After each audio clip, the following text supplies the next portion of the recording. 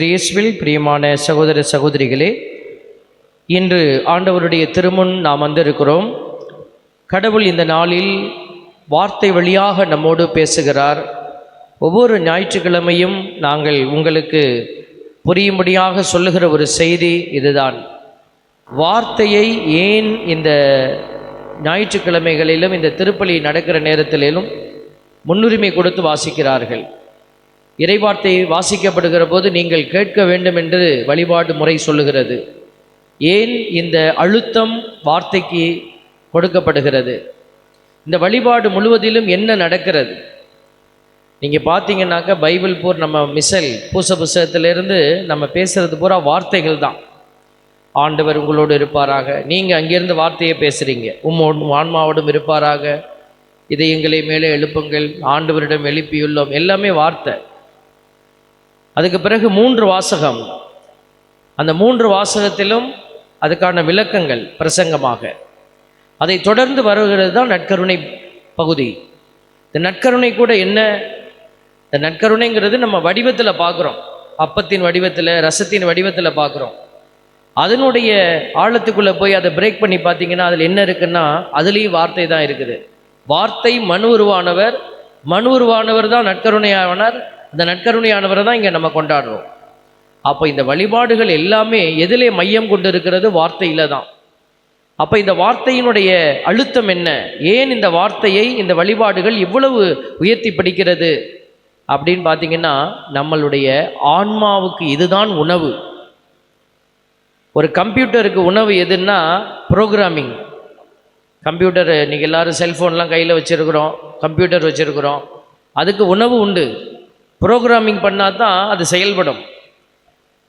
வேறு ப்ரோக்ராமை போட்டு கன்ஃபியூஸ் பண்ணினீங்கன்னாக்க, வேறு சாப்பாட்டை போட்டு வயிற்றில் கன்ஃபியூஸ் பண்ணால் வயிறு டிஸ்டர்ப் ஆகுது. அதே மாதிரி ஒரு கம்ப்யூட்டரில் வேறு ப்ரோக்ராம்லாம் போட்டிங்கனாக்க அது டிஸ்டர்ப் ஆகிடும், வைரஸ் வந்துடும், அந்த கம்ப்யூட்டர் ஷட் டவுன் ஆகிடும். இதெல்லாம் உங்களுக்கு தெரியும். அதே போல் தான் இந்த மனசும் போட வேண்டிய உணவை சரியாய் நீங்கள் போடாமல் எதையோ போட்டிங்கனாக்க இது டிஸ்டர்ப் ஆகிடும். இன்றைக்கி நிறைய பிரச்சனைகள் உண்டு மனிதனுடைய வாழ்க்கையில். அதில் ஒரு முக்கியமான பிரச்சனை மனநோய்.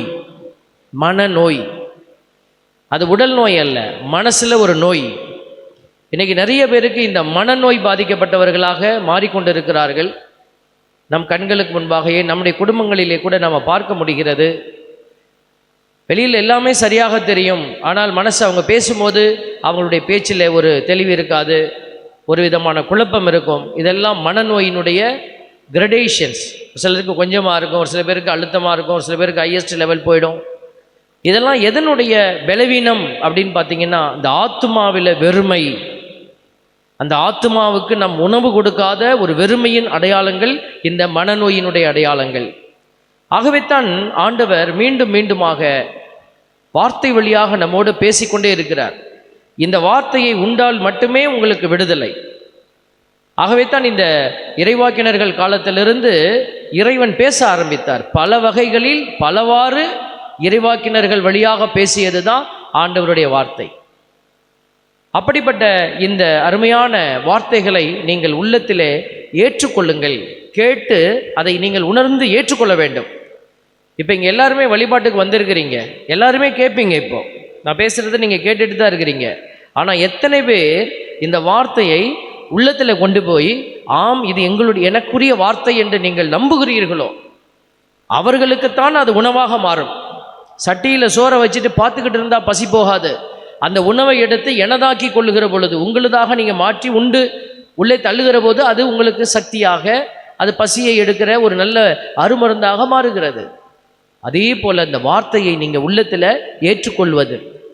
ஆண்டவர் இன்னைக்கு முதல் வாசகத்தில் அதைத்தான் சொல்கிறாரு. மனிதர் மீது நம்பிக்கை கொள்வதை விட ஆண்டவர் மீது நம்பிக்கை கொள்வது மேலானது. இன்னைக்கு மனுஷங்க பேசுகிறதெல்லாம் நம்புகிறாங்க, மனுஷங்க நம்ம நம்புகிறோம். வீட்டில் எத்தனையோ பேர் நம்ம குடும்பத்தில் இருக்கிறோம், வெளியில் இருக்கிறாங்க, எவ்வளோ பேரை நம்ம மனிதர்களை சந்தித்து கொண்டே இருக்கிறோம். அந்த மனிதர்கள் பேசுவது தான் இன்றைக்கி நம்மளுடைய எண்ணத்தில் நிறைய கிடக்கிறது. நம்மை சுற்றி இருப்பவர்கள் சொல்வதெல்லாம் நமக்கு புரிகிறது. கடவுளுக்கு நம்ம கொடுக்குற நேரம் ரொம்ப கம்மி. கடவுளை பேசும்படி அவரை அனுமதிக்கிற நேரம் ரொம்ப கம்மி. இதுதான் இந்த நேரம். இந்த வார்த்தை வாசிக்கப்பட்ட நேரங்கள் பிரசங்க நேரம்தான். கடவுளை பேச நம்ம அனுமதிக்கிற நேரங்கள். அந்த நேரத்தில் கூட பிசாசு நம்மளை தூக்கி கொண்டு வெளியில் கொண்டு வச்சிருவான், மனசெல்லாம் வெளியில் இருக்கும். அதனால தான் இந்த வழிபாடுகளுக்குள்ள பலருக்கு வெற்று வழிபாடாக மாறி போயிருக்கிறது. உதவி செய்கிறதில்ல. அவர்கள் இந்த சபையை விட்டு, கத்தோலிக்க மறையை விட்டு வேறு ஒரு சபைக்கு ஓடி போய் அங்கே பார்த்தீங்கன்னா வேறு வழிபாடே கிடையாது, ஒரே வார்த்தை தான். திருப்பி திருப்பி திருப்பி அவங்க பாடி ஜெபிக்கும் போது அந்த வார்த்தை உள்ளே போனோன்னே அவங்க ஒரு விடுதலையை காண்கிறாங்க. அவங்க சொல்கிறாங்க, அந்த கோயிலில் என்ன இருந்துச்சு, நான் வெறுமையாக இருந்தேன், அங்கே ஒன்றுமே எனக்கு கிடைக்கல. இங்கே கிடைக்காமல் இல்லை, இங்கே கொடுப்பதை நீங்கள் சரியாய் புரிந்து கொள்ளாமலும் அதை ஏற்றுக்கொள்ளாமல் இருப்பதனுடைய வெளிப்பாடு. ஆண்டவர் அதுக்கு தான் சொல்கிறாரு, மனிதர்கள் மீது நீ நம்பிக்கை வைக்கிற, மனிதர் பேசுவதை நீ கேட்குற, நான் பேசுவதை நீ கேளு, நான் சொல்வதை நம்பு. ஆண்டவர் முதல் வாசகத்தில் மிக தெளிவாக நமக்கு அதை சொல்லிவிட்டு, இரண்டாவது வாசகத்தில் இயேசுவின் மீது நம்முடைய கண்களை பதிக்க வைக்கணும். ஏன்னா அவர் தான் நமக்காக இறந்து உயிர்த்தவர். அவர் வெறுமனை இறந்து போயிருந்தாருன்னா, இயேசு நான் கடவுளுடைய மகன் வந்தேன், நான் இறந்துட்டேன் அப்படின்னு சொன்னால் இன்னைக்கு அதனால் எந்த பயனும் இருக்க முடியாது. நாம் எல்லாம் வெற்று மனிதர்களாகவே இருந்திருப்போம். இயேசுவை நம்பியவர்கள் கூட அழிந்து போயிருப்பார்கள். ஆனால் இயேசு ஆண்டவர் இறந்து உயிர்த்தார். அதை நம்புகிற பிள்ளைகள், அந்த நம்பிக்கையுள்ள பிள்ளைகள் எப்படி வெளிப்படுவார்கள்? நான் நம்புகிறேன், I believe in Christ, I believe in Jesus resurrection, இயேசுவினுடைய உயிர்ப்பை நான் நம்புகிறேன் அப்படி சொல்லிட்டு போகிறதில்ல. இல்லை, உயிர்ப்பின் மக்களாக நம்ம வாழ்ந்து காட்டுவது, நம்முடைய வாழ்க்கையில் அதை வெளிப்படுத்துவது. இதுக்குத்தான் பேறு பெற்றோருங்கிற மூன்றாவது நற்செய்தி வாசகத்தில் யார் பேறு பெற்றோர், யார் ஐயோ கேடு என்கிற அந்த பெருமைக்கு உரியோர், இதையெல்லாம் ஆண்டவர் அடையாளப்படுத்தி காட்டுறார்.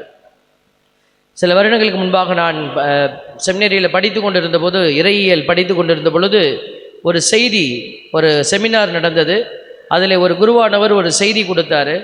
அப்பொழுது அவர் சொன்னது இன்றைக்கும் என்னுடைய மனதிலே ஓடிக்கொண்டே இருக்கிறது. ஒரு பாடல் உண்டு, மேலொரு வாழ்வு உண்டு என்று மேலெழும் துன்பத்தை மறக்கின்றோம் அப்படின்னு ஒரு பழைய பாடல் உண்டு. மேலொரு வாழ்வு உண்டு என்று மேல் எழும் துன்பத்தை மறக்கின்றோம். இந்த பாடலை அவர் எடுத்து காட்டி அவர் சொன்னார், இதை நான் ஏற்றுக்கொள்ள முடியாது. இந்த மாதிரி பாடி பாடி இறையெல்லாம் நம்ம மாற்றி சொல்லி தான் மக்களை அடிமைப்படுத்தி வச்சிருக்கிறோம் அப்படியெல்லாம் சொல்லி இந்த ஒரு செய்தியை கொண்டு போய் அடிமைத்தனத்திற்கான ஒரு செய்தியாக மாற்றி அவர் அதை கொடுத்ததை இன்றைக்கு நான் நினைவு கூறுகிறேன். அப்போ மேலொரு வாழ்வு உண்டுன்னு நீ நம்ப தேவையில்லை, இங்கே வாழணும், இங்கே நம்ம நல்லா இருக்கணும் அப்படின்னு சொல்லி அவர் அந்த அழுத்தத்தை அதில் வைத்தார். கண்டிப்பாக இது ஒரு தவறான ஒரு இறையியலாக இருந்திருக்கிறது. அப்பொழுது எல்லோரும் ஒன்றும் அப்போஸ் பண்ணலை. இது என்னுடைய மனதில் ஓடிக்கொண்டே இருந்தது. இன்றைக்கு நான் சிந்திக்கிற பொழுது மேலொரு வாழ்வு உண்டு என்கிற நம்பிக்கைத்தான் இந்த உலகத்திலே நாம் சந்திக்கிற எல்லா துன்பங்களையும் அர்த்தமுள்ளதாக மாற்றுகிறது. ஆண்டவருக்குள் பயணிக்கிற அந்த பயணம் என்பது அது ஒரு மகிழ்ச்சியான பயணம் அல்ல.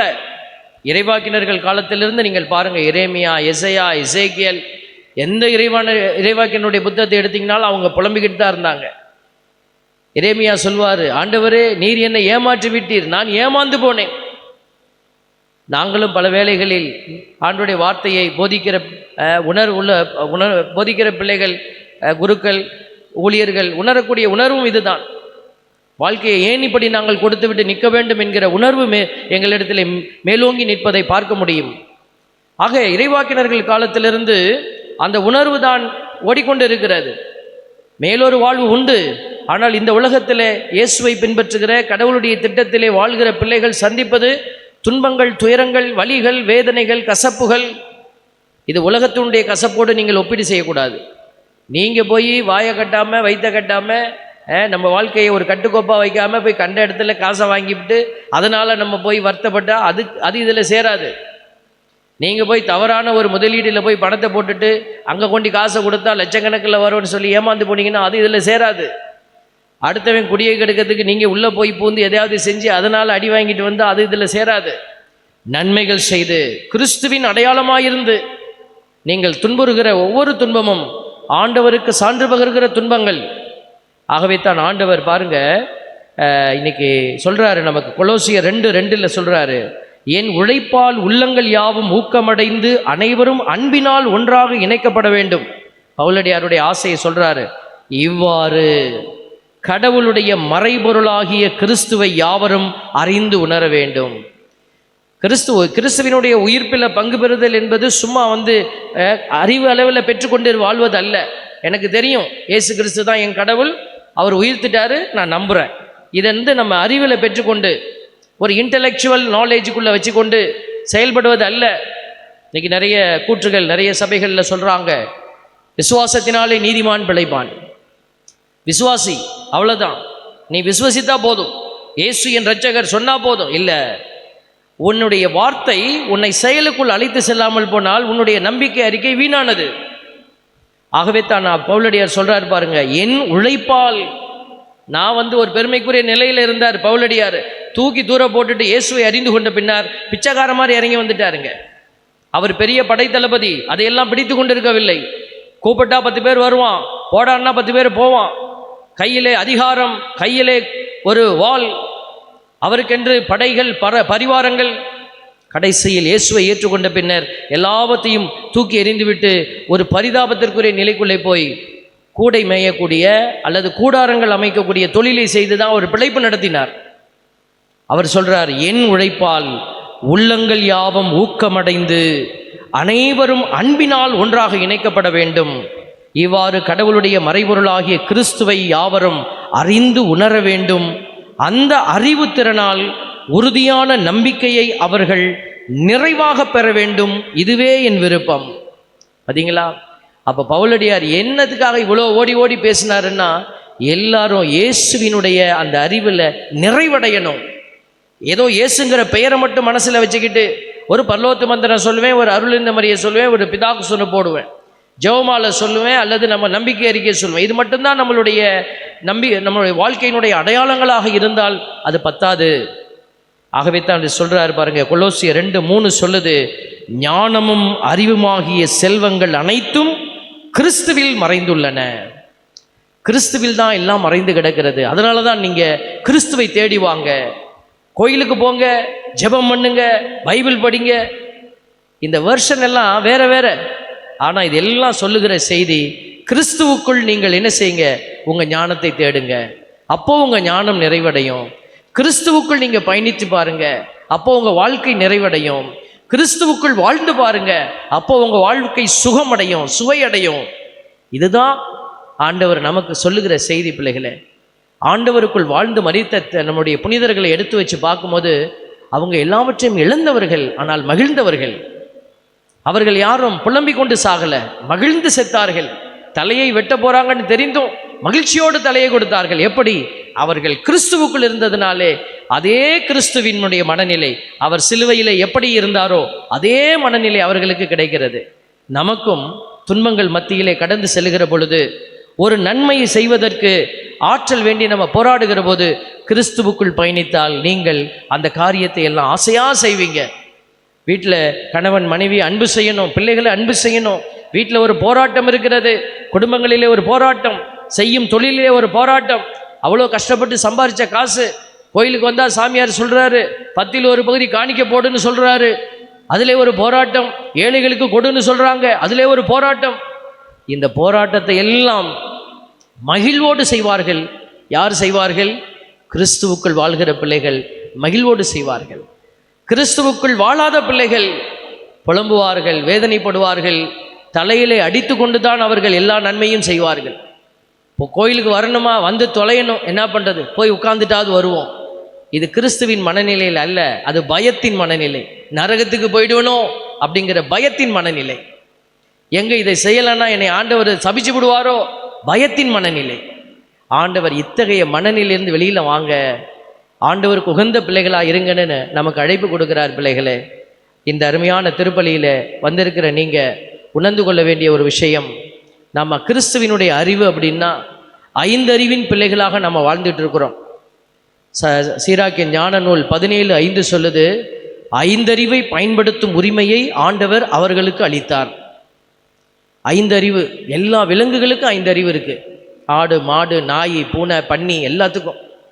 ரோட்டில் போகிறீங்க, ஒரு நாயை பார்க்குறீங்க, ஒரு நாய் பஸ் வருது, குறுக்க ஓடிடுது. அந்த பஸ்ஸை பார்த்தோன்னே இந்த நாய் என்ன செய்யும்? அப்படி நின்று பார்க்குமா? என்ன செய்யும்? உடனே ஒரு சத்தம் போட்டுக்கிட்டு ஓடி வரும். பார்த்துருக்கீங்களா? அப்போ அந்த நாய்க்கு ஒரு பயம் வருது. அந்த உணர்வு. அதுக்கு எப்படி தெரியுது? நான் இதில் இந்த பெரிய ஒரு வாகனம் வந்து என் மேலே ஏறிச்சுன்னா நான் செத்துருவேன்னு அது எந்த பள்ளிக்கூடத்தில் போய் படிச்சிச்சு?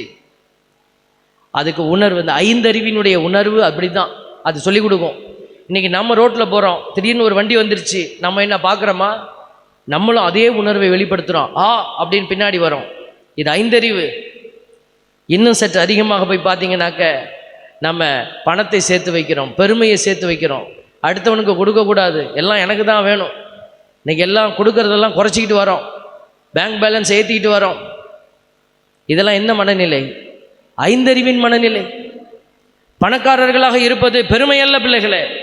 என்கிட்ட லட்சங்கள் உண்டு, என்னிடத்தில் கோடிகள் உண்டு என்று சொல்லிக்கொள்வது பெருமை அல்ல. நான் இத்தனை பவுன் போட்டு தான் நான் கல்யாணம் பண்ணுவேன் என் பிள்ளைகளுக்கு, பெருமை அல்ல. அதெல்லாம் நாம் பயந்து பயந்து சேர்த்ததனுடைய பயத்தின் வெளிப்பாடு, ஐந்து அறிவின் வெளிப்பாடு. அதைத்தான் ஆண்டவர் இந்த ஐயோ கேடுங்கிறவருடைய நிலையில வைத்து காட்டுறாரு. நீ எதெல்லாம் ஆசீர்வாதம் நினைக்கிற அதெல்லாம் ஐயோ கேடு உனக்கு. அதனால நாம் உணர்ந்து கொள்ளணும். சீராக்கின் ஞான நூல் 17:5 சொல்லுது, ஆறாவதாக அவருடைய அறிவுத்திறனில் பங்கு கொடுத்தார். எது நல்லது எது கெட்டதுன்னு அறிகிற அந்த அறிவுத்திறன். அதையும் தப்பு நடக்கும், அதுலேயும் நமக்கு இது நன்மைன்னு தெரியுது, இது தீமைன்னு தெரியுது, தெரிந்தும் தொடுறோம், பாவம் செய்கிறோம். அதைத்தான் பாவம்னு சொல்கிறோம். தெரியாமல் செய்கிறது பேர் பாவம் இல்லை. சட்டம் இருக்கிறது, இது சட்டம், இது செய்யக்கூடாது, அதை செய்கிறோம், அதுதான் பாவம். அது ஆறாவது அறிவில் தான் நடக்குது அந்த பாவம். இன்னொரு காரியம் இருக்குது, இந்த ஆறாவது அறிவையும் மிஞ்சி நிற்கிற ஒரு வல்லமை ஏழாவது அறிவு. அதைத்தான் சீராக்கின் ஞான நூல் பகுத்தறிவு என்று சொல்கிறது. இந்த ஏழாவது அறிவை கொடுப்பவர் தூய ஆவியானவர். இந்த தூய ஆவியானவர் நம்மிடத்திலே நின்று நிலைக்கிற போது தான், தூய ஆவியானவரை செயல்படுத்துகிற போது தான் அவர் உங்களுக்கு ஏழாவது அறிவின் கதவை திறந்து எது சரியானதோ அதை சரியாய் பற்றி கொள்ளக்கூடிய ஆற்றலை கொடுப்பார். ஆகவே இந்த அருமையான பலியில் விவிலியம் சொல்லுகிற பகுத்தறிவாகிய ஏழாவது அறிவை நாம் பெற்று சரியானதை தேர்ந்து தெளிந்து ஆண்டவரின் சாட்சிகளாய் விளங்க ஜெபிப்போம். எழுந்து நின்று நம்பிக்கை அறிக்கை செய்வோம். ஆமென்.